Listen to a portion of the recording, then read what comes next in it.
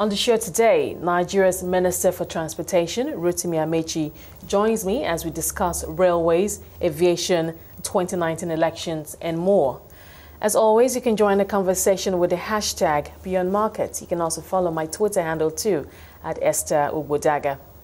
Now, Nigeria's Minister of Transportation, Rotimi Amaechi, says the key objective for his tenure as minister is to start and complete railway infrastructure across the country. He joined me earlier to discuss the progress made so far in this ministry. Let's talk about transportation. You're head of the transportation ministry. You've been minister for about 3 years now. Not yet. Not yet, almost 3 years. Almost 3 years. And you had a budget of 262 billion naira, am I correct? This year? For 2017? Yes. Yes, okay. So let's talk about how the 262 billion naira, how it's been spent so far, and where the monies have gone to. So help us understand the projects that you've focused on, maybe since 2015 or for 2017. You know, because the budget was passed late, there's little or not much you can do in terms of expenditure. They will likely receive less than 50%. Of the 262 billion? Yes. Okay, how much do you have now to work with? Now we've gotten close to 100 and something billion. I can't remember the actual figure now. We currently have gotten about 62 billion naira from Ministry of Finance recently to fund the locomotives, to fund the rolling stock for the Lagos-Ibadan. We don't want to finish, and then we'll start looking for locomotives and rolling stock. Okay. So what we've done this year is to get money from the federal government to pay for rolling stock, so that as soon as they finish, we'll have locomotives and coaches on the track, and we'll start commercial activities immediately. Okay, so was that difficult for you to plan? Because when you have a certain amount of money, it helps you plan to disperse and distribute the money. Because the budget was late, it was difficult to actually lay your hands on something critical for today. Okay, so overall now, how much have you? We've been able to spend money in the Itabe Warri to enable them commence work. Hopefully, our plan is that they should be able to complete before August. So this year again, we'll commission Itabe Warri. The only problem we have in Itabe Warri will be signaling and communication. And I'm meeting with them tomorrow to find out what's going on. The other area that will put our funds in railways is the completion of the Kaduna-Abuja. Physically, we've completed the construction, but we are still owing the contractor, so we're paying for the extra jobs. And if you're owing, does that mean that you've exhausted? I'm particular about the numbers because I need to know how much it is that you've received. Okay. I said we received nearly more than 1/3 of that money. Was that over 100 billion now? Yes. Okay. Over 100 billion. Okay. And I'm trying to say that we've been able to pay the money we're owing in Kaduna Abuja. But if you told me about the figures, I'll come with it from the office. Okay. Now we are going to deposit or pay before March about 60 billion. Okay. For the rolling stock in the Lagos-Ibadan. Okay. So that when it's completed, we will not be looking for rolling stock. And the next payment is the Itabe Warri payment, which has taken the contractors to site. That is 15% of the $120 million, which was the contract we awarded to CCECC to pay 15% of that, all within the 2017 budget. Do you have any monies left from that amount? Well, the 60 billion is still there for. We've not paid. So you have 60 billion. Obviously, you need more because it's not because you've talked a lot about. You've talked a lot about rail, but then there's still, of course, the waterways. Of course, there is the. But that's most of the companies in transport fund themselves. So it's just the railway that's the problem now because we're constructing. If not. Maritime takes care of itself. You have MPA, you have NIMASA. They hardly take money from the federal post. The only agency that likely take funds from the federal post in the maritime sector is the inland waterways. Okay, so when you came in as minister, what did you say to yourself in terms of, okay, this is my strategy? When my term is over, this is what I would love to have completed. What were your key priorities? The key objective that we had was to complete to start and complete railway infrastructure. So the first thing we did was look at the Abuja-Kaduna railway that was abandoned. About 90%, 80 to 90% completed. We completed it, got in rolling stock, and we started commercial activities, so it's in use, and people are happy that it's in use. Now we commenced the construction of the Lagos-Ibadan, which is what everybody's talking about now. The one that will be completed in December? December, hopefully. Gauge, okay. Hopefully. They're all standard gauge. Yeah, I say hopefully because we're having problems in the Lagos part of it because of utilities that you have on the right of way. Then... Is that being sorted out? Yeah, it's been sorted out. It's been sorted out. The committee was appointed yesterday, headed by the chairman of the Nigerian Railway Corporation. Then we're also looking at for loans to commence work on the Lagos-Calabar, which is the south-south part of this. And finally, the Port Harcourt-Maiduguri.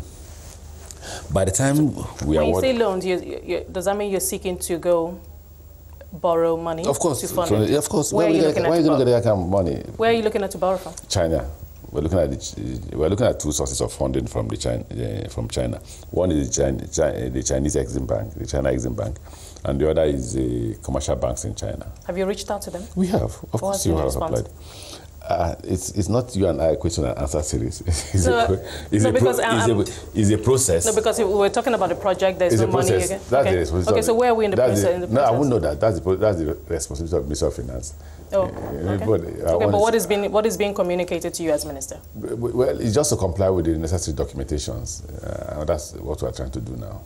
Get the contractor to file all the necessary documentations, do an EIA report, and all that, and forward to the Minister of Finance, who will then forward it to the bank, the lending bank. Okay, let's talk about waterways. I mean, we always talk about how much potential our waterways have, how if we could, link the channels, make them a good alternative to roads, reduce traffic. So what would you say has been done in terms of projects for you with the waterways? The waterways, for now, we're dealing with the issue of insecurity, and it's been a big challenge, the kind of insecurity we're having in the waterways. So we're focusing on sorting that insecurity first, to enable people to be able to travel around the country by water. You can actually do that if you get into River Niger and River Benue. You virtually can do your internal travels. But we're also looking at the dredging. So we've been able to, the last MD of NIWA, Nigerian Waterways Authority, began to look inwards instead of awarding contracts. He got the old dredger and began to dredge. No, not the capital dredging, the maintenance dredging, the River Niger. So what we promise that this year we'll buy them a second dredger so that they can do it by themselves. Okay, so on the issue of security, I mean, it's been 3 years now. There was no headway in terms of, I don't know, talking to the Navy. We're having challenges here and there. There are a lot of interests involved, and we're trying to sort out those interests. Meaning that, because I'm getting the sense that it's almost insurmountable because it's been 3 years now. I can assure you that we'll surmount it. It's a big challenge, and it's nothing to do with the criminals. It has to do with the people here in Nigeria who make benefit from the waterways. They don't want to go. They're not stronger than the government, are they? You should even be worried that if some people in government are not part of it. That's what you should worry.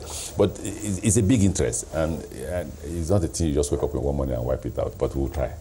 Okay. Let's talk about, going back to the issue of funding, especially for aviation.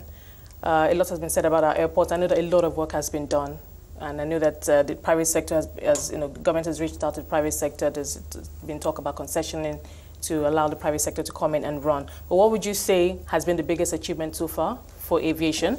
We fixed the Abuja airport. I thought you knew when everybody was crossing. The other airports. Yeah, but other airports, the technical aspect of it, they're all working. What is not working? What you look is aesthetics. You want a terminal, you just jump into the terminal. That's what foreigners see. No, it's not true. It's not true. The greatest aspect of aviation is that you can fly safely. Yes, obviously that is priority, and that's all about aviation. That's all about aviation. You'll be flying safely. I'm going to fly to Abuja now.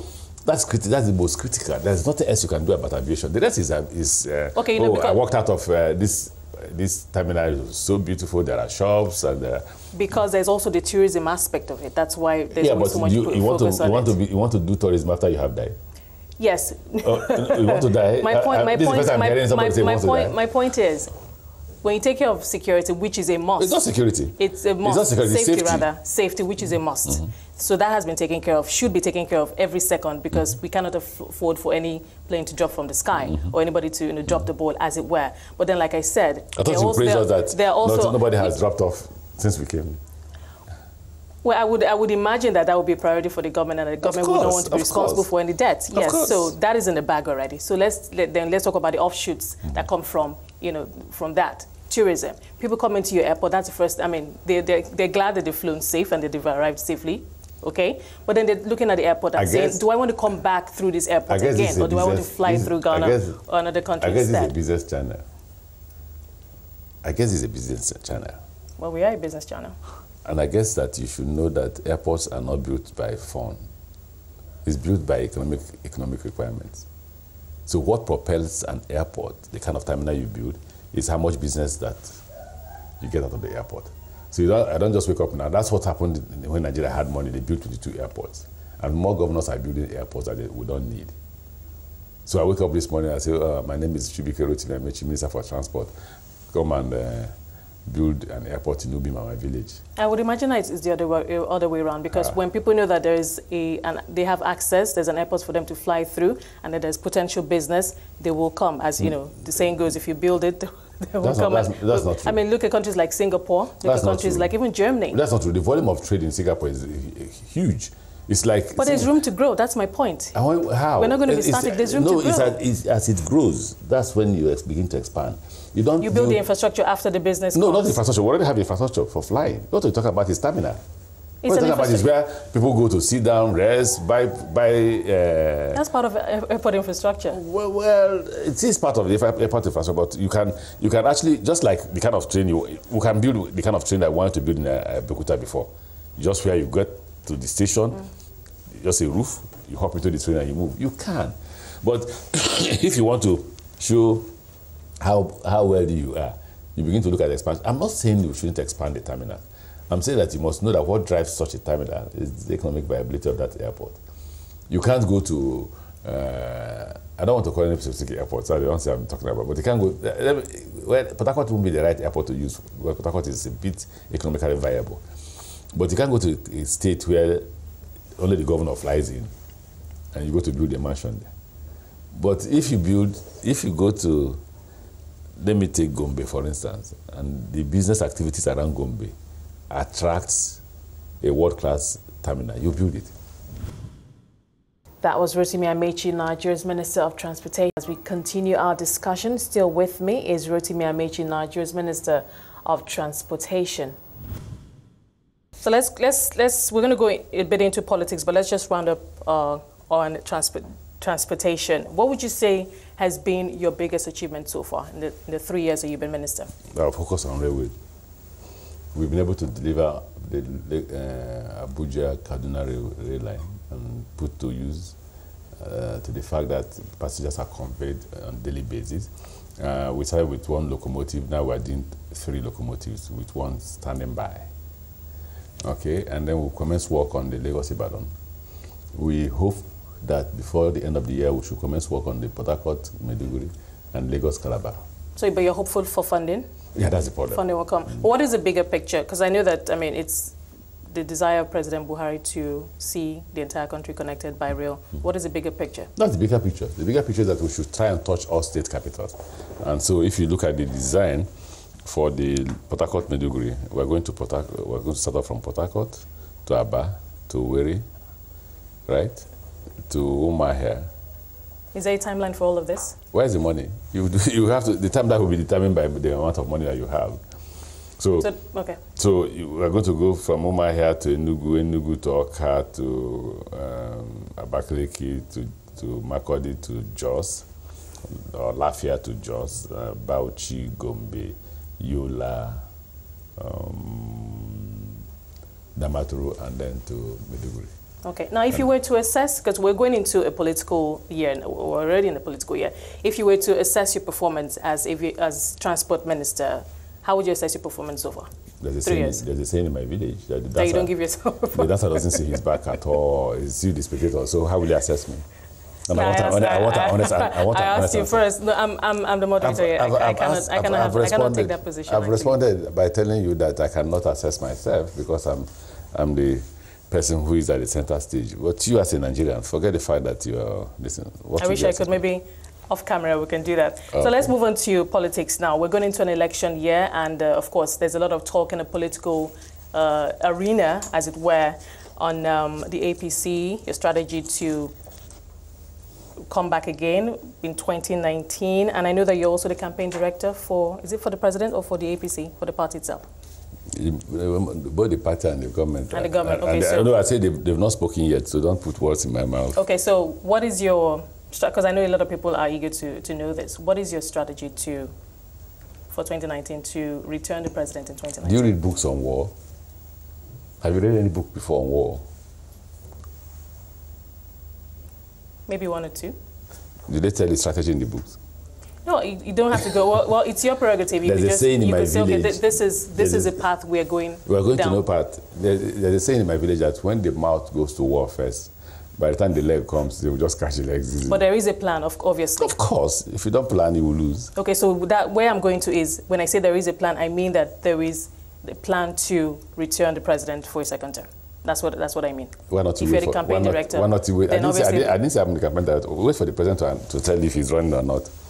Why not just wait for the president to tell if he's running? But I believe the president will run. Okay, now the president has also set in motion a strategy to reconcile aggrieved party members, parties within the APC itself. But help us understand what these grievances are. I mean, we see it on the headlines almost on a daily basis, and many Nigerians are trying to understand, okay, there is rift, inner party or intra-party rift. What is this rift? Now, I wouldn't know. It depends on individuals. Those who are aggrieved will come out and say they are aggrieved. I'm not aggrieved. I may not be the happiest man, but I'm also not the... But somebody has been appointed to reconcile the aggrieved party. He has that responsibility. Until he discharges it, I won't be able to know who are the aggrieved parties and what the settlement times are and all that. But okay. I know the president has appointed somebody. Now, as an APC member, what do you say when you hear people talk a lot about how this government has fought corruption, how this government has handled the economy, all the criticisms that seems to be gaining momentum lately? I'm saying what I've seen on newspaper headlines. So what do you say to those critics? Election year. You're bound you think it's just purely political? It's when civil society, when it's coming from civil society groups? Which civil society group is that? Are you denying that we've not fought corruption as a Nigerian? Are you denying the fact that the president has not focused on economic development? Are we not aware that until recently we were importing rice in Nigeria? Are we denying the fact that we were not importing poultry materials and that we were importing eggs from South Africa? Right? Are you denying the fact that we could not feed ourselves? Okay, so political analysts tell us that a lot of the good that's been done by the APC government, that they're seeing a lot of that being eroded by some of the things or missteps of the government. Take security, for example, yes. And a very popular one will be the herdsmen, farmers clash in the middle belt of the country. Many people say that has, to a good extent, eroded a lot of the goodwill that the president rode on when he came into power. What is your response to that? Would they deny the fact that Boko Haram could not allow us even sleep in Abuja? I would like Nigerians to always remember the contribution of the president. Are they forgetting that before we lost a senator and a member of the House of Assembly in Jos?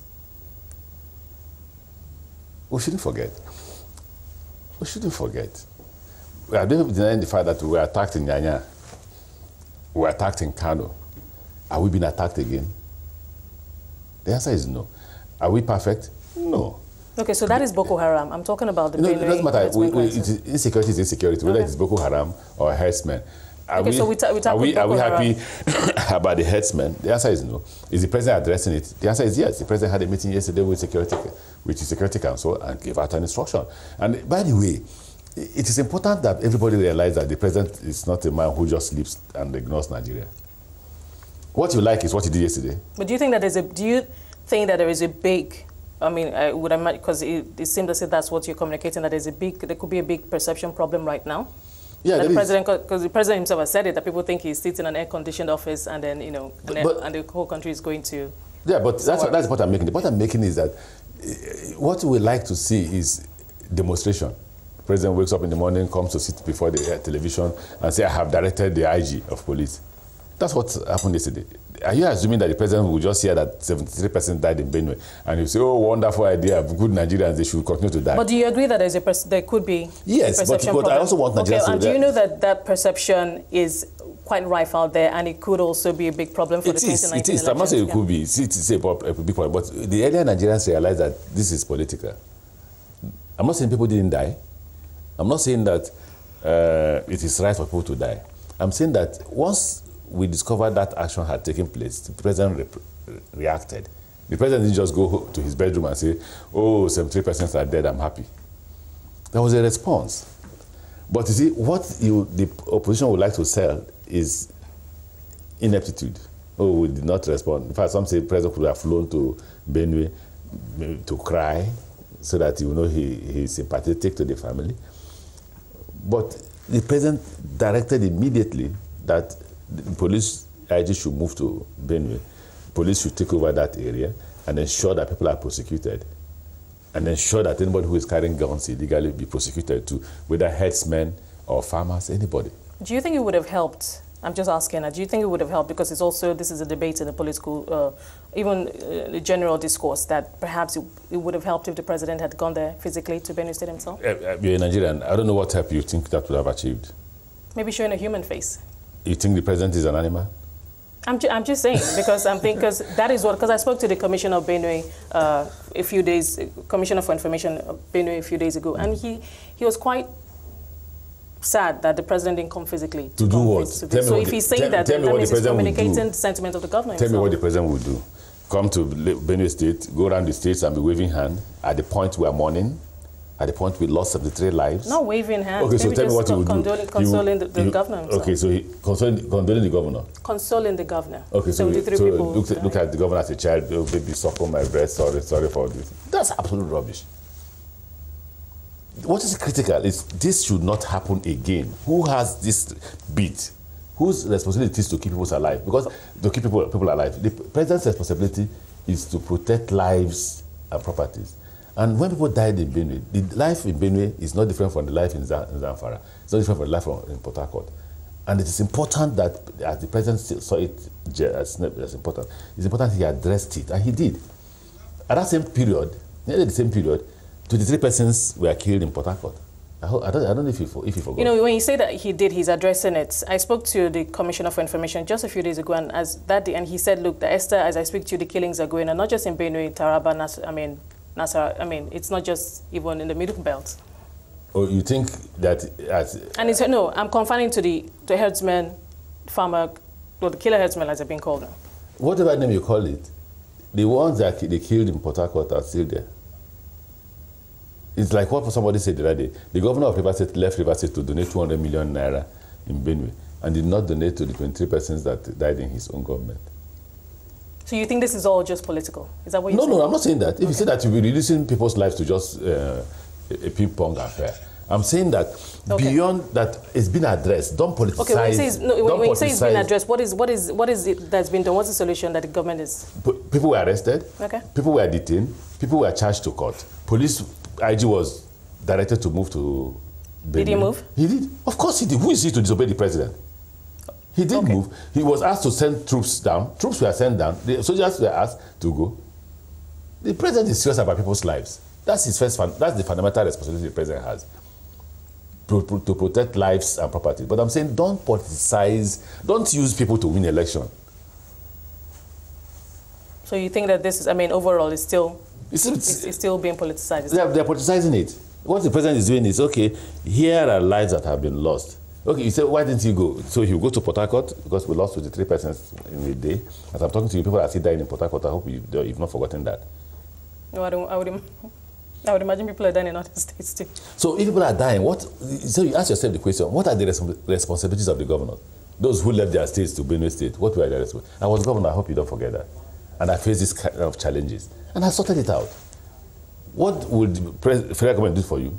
Give you the troops. I funded the troops. If I were to be Benue State governor, I'll cry the first 2 days. By the third day, I'm in the bush. We must chase these criminals away. Okay, so finally, I mean, if President Buhari just does decide to run, and if he doesn't win, would you be surprised? I'll be surprised.